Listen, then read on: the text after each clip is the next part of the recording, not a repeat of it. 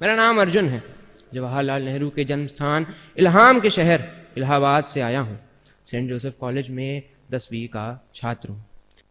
आज़ादी के बाद नेहरू लंदन गए तो वहाँ के नेता विंस्टन चर्चिल ने भारत के प्रधानमंत्री नेहरू से पूछा, अब कितने साल हमारी जेलों में रहे?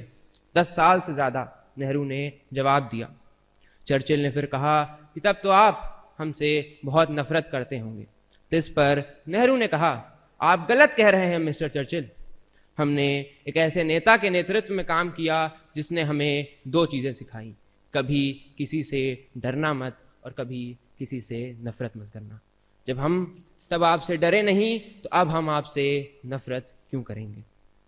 नेहरू देश के आत्मबल और स्वाभिमान के प्रतीक नेहरू, बुद्धिमत्ता की जीती जागती प्रतिमा नेहरू, अंग्रेजों को निर्भीक स्वरों में ललकारने वाले नेहरू, अंधविश्वास, सांप्रदायिकता, जातिवाद से लड़ने वाले नेहरू, क्रांति के अग्रदूत नेहरू और शांति के उपासक नेहरू, भारतीय जनता के हृदय सम्राट नेहरू, विनोबा भावे के शब्दों में कहें तो लोकदेव नेहरू। आज इसी नेहरू को ऐसे प्रदर्शित किया जा रहा है जैसे वो इस देश के शत्रु थे। आलोचना और निंदा में जरा सा फासला होता है। ऐसा नहीं था कि पंडित जी की जीते जी आलोचना नहीं हुई।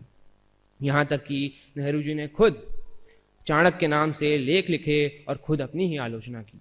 पर कहना ना होगा कि आज के समय नेहरू की आलोचना नहीं, शुद्ध निंदा हो रही है, जिसका सत्य से दूर दूर तक कोई नाता नहीं है। ये निंदा एक कौम के रूप में हमारी खुदगर्जी भी प्रदर्शित कर रही है कि किस तरह हम अपने देश के सबसे बड़े नायक, जो देश की आज़ादी के लिए 10 साल से भी ज़्यादा जेल में रहा, जिसने देश के उत्थान के लिए सर्वस्व लगाया, उस पर एक बेहद पतित तरीके से बात कर रहे हैं। इंग्लैंड से पढ़ाई कर लौटा जवाहरलाल चाहता तो बड़े आराम से ऐशो आराम की जिंदगी बिता सकता था। फिर वह खुद की काती हुई मोटी काती का कुर्ता पहनने लगा, मूंगफली चबाते हुए ट्रेन के तीसरे दर्जे में सफर करने लगा। देखते ही देखते कैम्ब्रिज से पढ़ा लड़का गांव गांव जाकर किसानों की सभाएं करने लगा और किसानों का नेता बन गया। सरदार पटेल ने भी 1935 में इलाहाबाद की एक सभा में कहा कि किसानों की किसी ने इतनी सेवा नहीं की है जितनी पंडित नेहरू और उनकी पत्नी कमला नेहरू ने की है। नेहरू की ये सादगी और देशवासियों के लिए उनका प्रेम प्रधानमंत्री बनने के बाद भी नहीं बदला। 1960 के दशक में बांध परियोजनाओं का उद्घाटन वो अक्सर वहां मौजूद किसी मजदूर से कराते थे, जो मिट्टी में सने कामगारों के साथ बैठ जाते थे और उन्हें बताते थे कि तुम सिर्फ मिट्टी नहीं ढो रहे हो, तुम अपना मुल्क बना रहे हो। नेहरू क्या थे ये आप महात्मा गांधी के 20 जनवरी 1948 को दिए वक्तव्य से भी समझ सकते हैं। गांधी कहते हैं, यहाँ जितने लोग दुखी हैं उनके लिए पंडित जी ऐसे हैं कि उनको सुला कर सोने वाले हैं। मानो एक ही बिछौना है, बाकी सब गीला है, तो नेहरू सूखे में दुखी को सुलाएंगे, खुद चाहे घूमते ही रहें उनको। और आपको धन्यवाद देता हूँ कि हमारे यहाँ ऐसा एक रत्न है। एक ऐसे समय में जब अधिकतर नेता देश को धर्म के नाम पर बांट रहे हैं, तब नेहरू हमारे नेताओं को सिखाने का काम करते हैं किस तरह बिना धर्म और जाति का नाम लिए बिना भी लगातार भारी बहुमत से 3 आम चुनाव जीते जा सकते हैं। जनवरी 1948 की बात है। गांधी अपने अंतिम उपवास पर थे। नेहरू जब बिरला भवन के गेट पर पहुंचे तो एक भीड़ नारे लगा रही थी, गांधी को मर जाने दो। पंडित जी ने नारे सुने तो तमक के गाड़ी से उतरे और भीड़ में जा घुसे।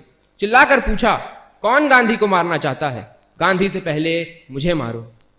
गांधी और नेहरू, लेखक सुशोभित के शब्दों में कहें तो आधुनिक भारत के 2 अनिवार्य नक्षत्र, वस्तु और रूप, चरखा और गुलाब, यानी भारत का अद्वैत। नेहरू की मां स्वरूप रानी नेहरू का एक किस्सा मुझे याद आता है कि इलाहाबाद में अप्रैल 1932 में पुलिस ने उन पर लाठीचार्ज किया, सिर पर गहरी चोटें आई। बरेली जेल में बंद अपने पुत्र को इसके बारे में बताते हुए उन्होंने लिखा, एक बहादुर बेटे की मां को कुछ तो उसके जैसा होना चाहिए। आज के दौर में नेहरू की प्रासंगिकता इसलिए भी बढ़ जाती है क्योंकि जिन समस्याओं से आज हम घिरे हैं उन पर नेहरू जो कहते हैं वो बेहद महत्वपूर्ण है। 15 अगस्त 1954 को वे कहते हैं, अगर कोई धर्म वाला ये समझता है हिंदुस्तान पर उसी का हक है, औरों का नहीं, तो उसने हिंदुस्तान की राष्ट्रीयता और कौमियत को वो समझा नहीं है। वह हिंदुस्तान की आज़ादी का एक मायने में दुश्मन हो जाता है, उस आज़ादी के टुकड़े करता है, क्योंकि हिंदुस्तान की जड़ है आपस में इत्तेहाद और हिंदुस्तान में जो मुख्तलिफ धर्म जातियां हैं उनसे मिलकर रहना। नेहरू आगे कहते हैं, मजहबी झगड़े मजहबी तो होते नहीं, धार्मिक तो होते नहीं, वे तो धर्म का नाम लेकर सियासी होते हैं, राजनीतिक होते हैं। सांप्रदायिकता एवं संकीर्ण विचारों के बढ़ने का एक बुनियादी कारण है हमारे समाज में बढ़ता दुर्भाव। मानो हम तैयार बैठे हैं दुश्मन बनाने को। एक मुसलमान ने बुरा किया, सब मुसलमान बुरे हो गए। एक हिंदू ने बुरा किया, सब हिंदू बुरे हो गए। हम तैयार बैठे हैं सिद्ध करने को, एक ने सिद्ध किया कि सब सिद्ध हो गए। पर मजे की बात यह है कि अगर एक अच्छा करता है तो सब अच्छे सिद्ध नहीं होते, दुश्मन तो सब सिद्ध हो जाते हैं। इसी दुर्भाव को कम करना है। इसी दुर्भाव गिराने को गांधी अहिंसा कहते हैं, बुद्ध करुणा कहते हैं, जीसस सेवा कहते हैं। ये सब शब्दों के भेद हैं, पर बात ये पक्की है कि तुम सामने वाले में दुश्मन मत देखो। इसीलिए कबीर कहते हैं, घट घट में वह साईं रमता, कटुक वचन मत बोल रे। इसलिए ईशा उपनिषद का पहला श्लोक है, ईशावास्मिदं सर्वम यत्किंच जगत्याम जगत, यानी संपूर्ण संसार ईश्वर से व्याप्त है।